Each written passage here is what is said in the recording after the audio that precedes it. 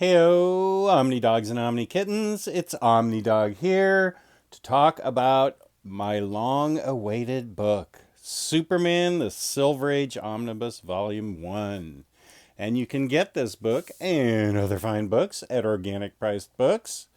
Use my code Omnidog for $2 off. Big savings, 5% off shipping 4 more books together with code Omnidog. Sit! Or the whole thing still works. You know. So here it is, the book. Here's a spine, so it's got the new Silver Age trim. And they do us a favor by putting all the Superman and Action comics involved in this book. MSRP is a reasonable $100, just $100. They didn't even pretend with $99.99. So let's take a look inside, and I will give you not only the overview, but I will give you my review. So there's the dust jacket, and this is pretty standard for DC. Just plain old, you can see the name that's impressioned in there. And is there, yeah, it's there. That would have been cool to have a Superman shield there. Okay, that's, his logo. But that's okay. So here we see the creators. Here's some of the writers. Here's some of the artists and the inkers. And they do a good job at crediting the creators. And we've got a good, very good table of contents. Now let's see, there's page numbers. Oh, and there's page numbers here too. Very good. There are a lot of firsts in this book, and we'll go over those. I believe I've bookmarked the important ones. So there's a lot of stories in here because you'd buy a comic book for 12 cents for Superman or Batman, especially Superman in Action, and sometimes there would be at least 2 stories and sometimes 3. And a good forward by Carl Kessel. So this is the first is his Fortress of Solitude. So that's cool. And this art looks pretty much like Wayne Boring's art. Yeah, that definitely is Wayne Boring's art. So it's been restored, or at least it scans very nicely. And the question is going to be, to me, from you guys, why should the modern reader want to read this? That's a good question. That these stories, of course, are not going to be like modern age stories. They are, one thing they've got is they're super explanatory. Not only do you have him saying what I'm doing, I must do this, I must do that. You've got the boxes, the explanation boxes, the caption boxes telling you the same thing.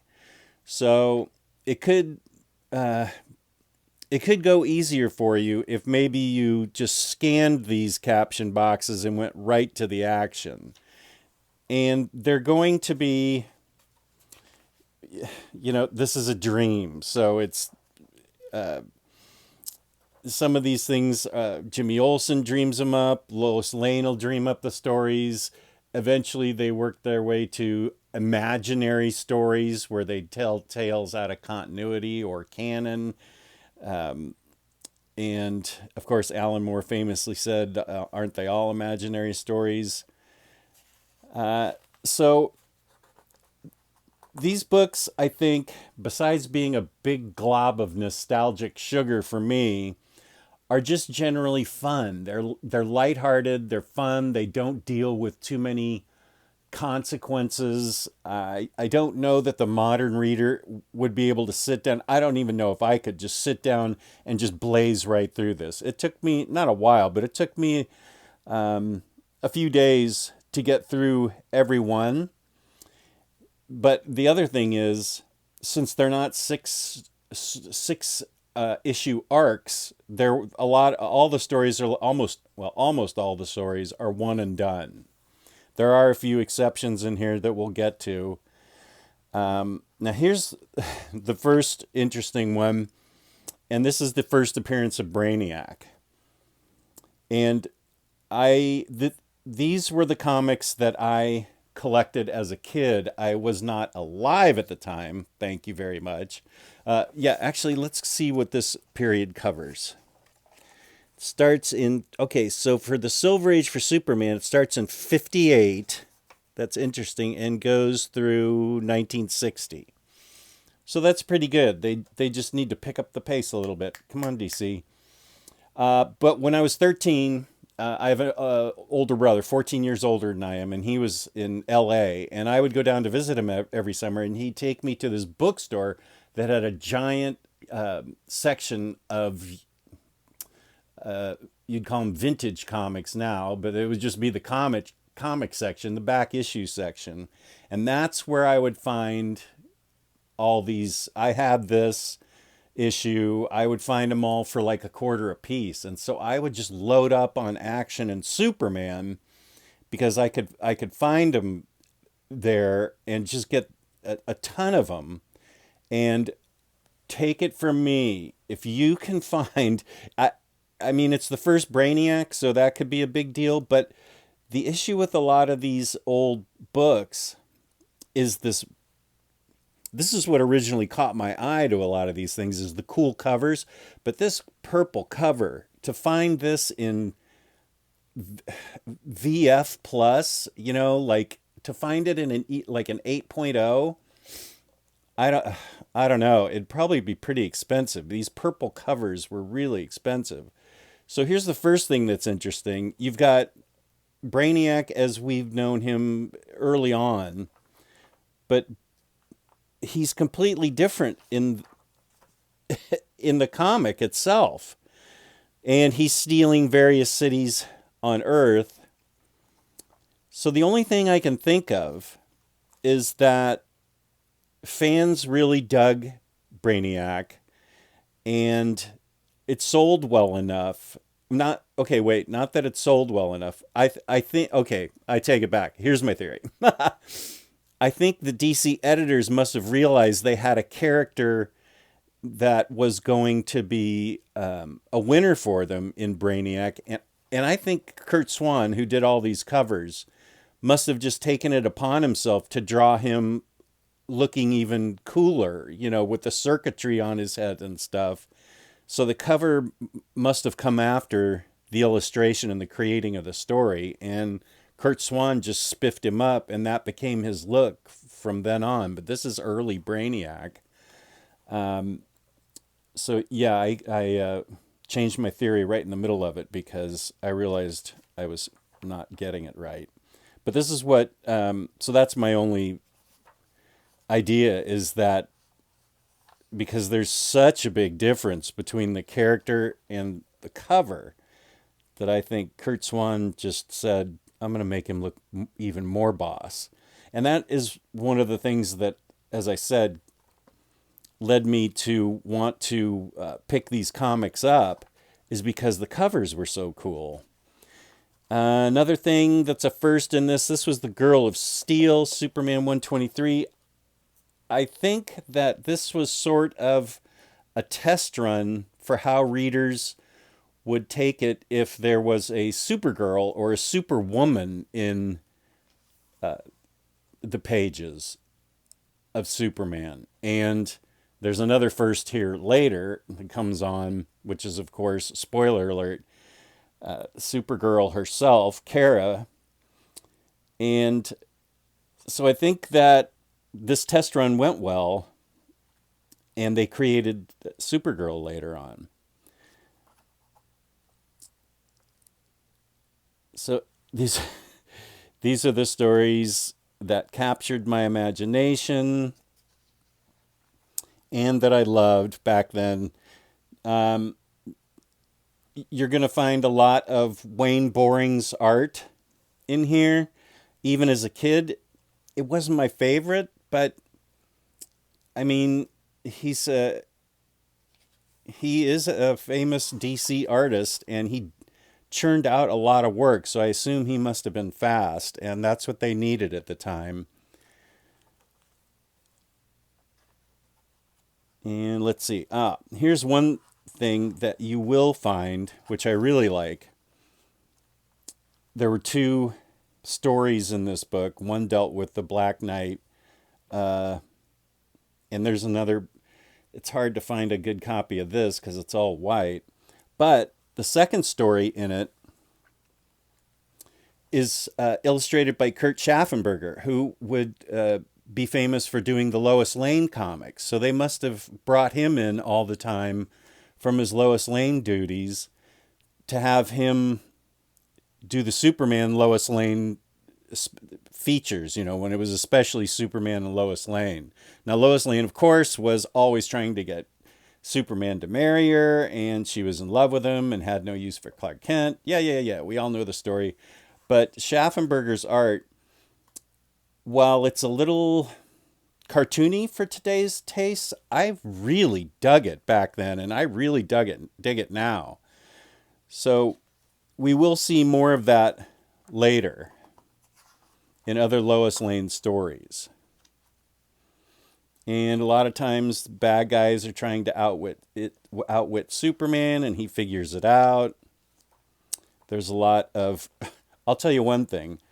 Earth is just filthy with kryptonite. It is all over the place. It's like planet Earth is made of kryptonite. They find it so much. Well, here's another... See, this story will be the backup in this one because the first one is Lois Lane's Super Dream, and this is Kurt Schaffenberger's art again. And it does say in the beginning, for the most part, writer Jerry Coleman, Otto Binder wrote a lot of these, most of them. Otto Binder. And interestingly, writer Jerry Coleman, they have bios. Let's see, there's a bio in the back, and they try to tell where the artist and writer bios are. They don't know much about Jerry Coleman. They say little is known, but they know lots about Otto Binder, Dick Sprang, of course, Wayne Boring, Al Plastino. He does a lot of art in this, but they don't know much about Jerry Coleman. And I think that's interesting that in this day and age, they couldn't find out more about him.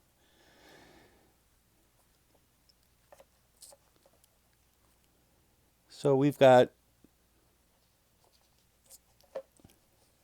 Yeah, we already covered that. Oh, this is what we're covering. Kurt Schaffenberger. Right, sorry. And they have Clark Kent's college days. And we get introduced to somebody that will have an effect on Clark in a little bit. This also will harken back to the fact that he was Superboy in Smallville, which I guess was a bit of a retcon, and I still don't know exactly how they retconned it out, but Superboy definitely had adventures at the time because I remember buying his comics. And so we have various schemes and crooks. Superman's lost parents.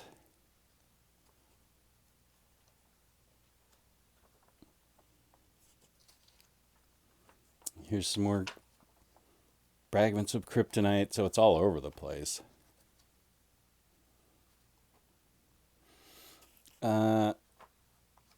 This one is the Two Faces of Superman, where they called in Kurt Schaffenberger again for Lois.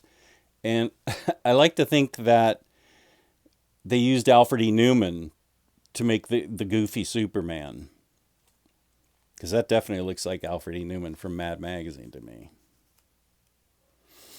Congorilla, the Amazing Man-Ape. This one, Luther. So I'm going to just say right out, some of these are silly. Luther distills kryptonite down into serum form and swallows it so that he can become radioactive with kryptonite and destroy Superman. Radioactive. He's swallowing radioactive material. Along with his Vibra gun and Ultra Ray, he is the Kryptonite Man. I don't know what it would do to you today, but I highly doubt drinking kryptonite serum, a radioactive material, I doubt that would be good for you. So somehow he recovers and takes the antidote and survives. Now, this one, I have a copy of this one. It's a reader copy, and it's just from when I was little. But this is the first Titano who had kryptonite vision, kryptonite eye vision. And there's gorillas and monkeys were big sellers. DC found that if you put monkeys or gorillas on the cover of a magazine, it would sell like twice as many. So back in the late 50s, early 60s, people liked gorillas and monkeys on their covers. So that's why you'll see so many. There's Titano, the super ape.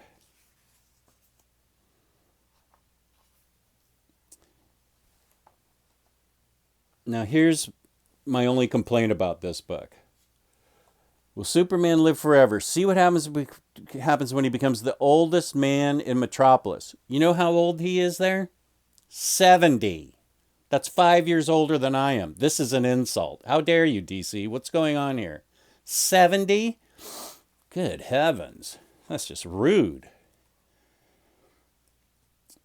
But I'm over it, so thanks.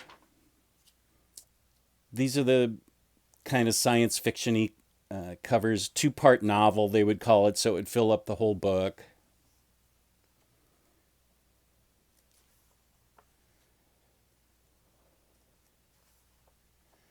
And we have Kurt's Sleeping Beauty from Krypton. See, now I enjoyed these stories, and I think if you're thinking about it, give them a try on digitally first. See if one or two stories is okay. I think these are perfect palate cleansers for when you're reading something heavy. And a lot of modern books are heavy because they deal with a lot of modern topics. And these things can help sort of just... Now that's a cool cover. I mean, how could I resist yanking this out of the box? This was a very cool cover. But they're good palate cleansers, I think. If you're all, wound up about something, just read a couple issues here and I think you'll enjoy it, because I really enjoyed them. And I read this book did not take me long to read it compared to other Omnis this size. Stories are simple, but they're a lot of fun. Superman has to use a lot of ingenuity to get out of all kinds of predicaments, exposing his secret identity, getting exposed to kryptonite, people from another planet, And here's when he was at Metropolis U. This is the other LL he fell in love with, besides Lois Lane and Lana Lang. This is Lori Lemeris, and she's going around in a wheelchair with a blanket over her. Spoiler alert, it's because she's a mermaid. And that was one of the great loves of her life, of his life, sorry. And this is where the LL thing kicks in, where all the women that he falls in love with or has a big impact on him in his life, their initials are LL. And I also had this one. I had this in really good shape. Not only is this when Supergirl shows up, but it's the first Metallo, where he's metal and he has a heart of kryptonite, and he's still a character being used to this day. And here we have the Supergirl from Krypton. For a origin type introduction, it doesn't get very many pages. 8 pages, but we go on to see her a little bit more. And I really, of course, dig Supergirl.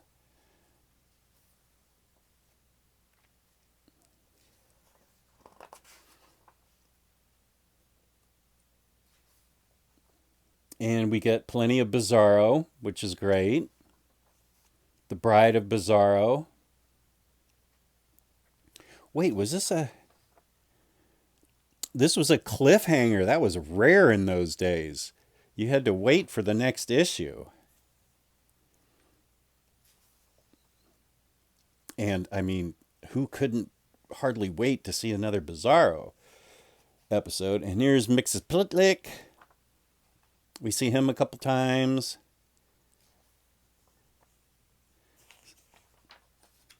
Superman's future wife. Now, I will say, okay, Superman of the future. This was a cool cover, and I couldn't wait to read it. That said, even I have to say, this issue was not the best issue. It filled up the entire issue, but it was kind of dull. And that's really the only issue I can say in this whole thing that struck me as dull. So I'd be interested in those of you out there who read it, what you think of it.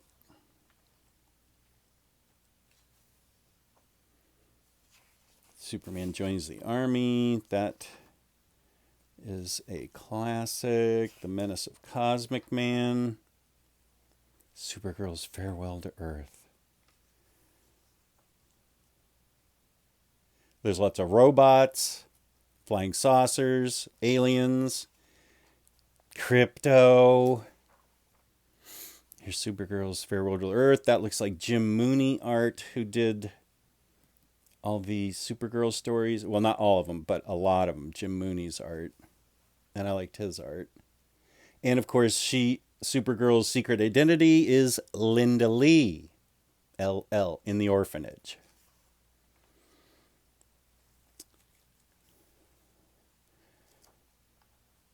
So come for the excitement of the Silver Age and stay for the fun covers and crazy science.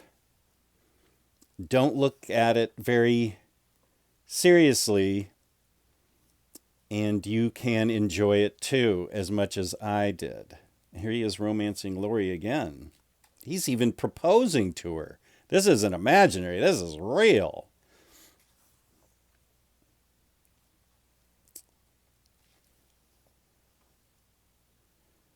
So yeah, this is Superman, Silver Age Omnibus. A lot of fun. And Supergirl's Greatest Victory. It's a lot of fun. And it's a good sign that DC's putting this out.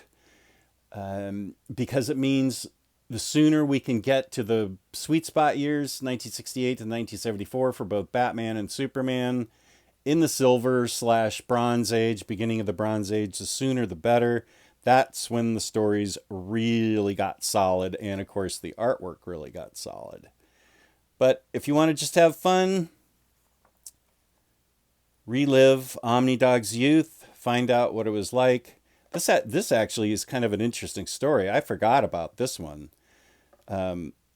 This is based on what happens when they sort of retconned it that 2 rocket ships accidentally came to Earth instead of just one. One was raised as a good person by the Kents, and this other was raised by these crooks. It's actually a pretty good story. So there you go.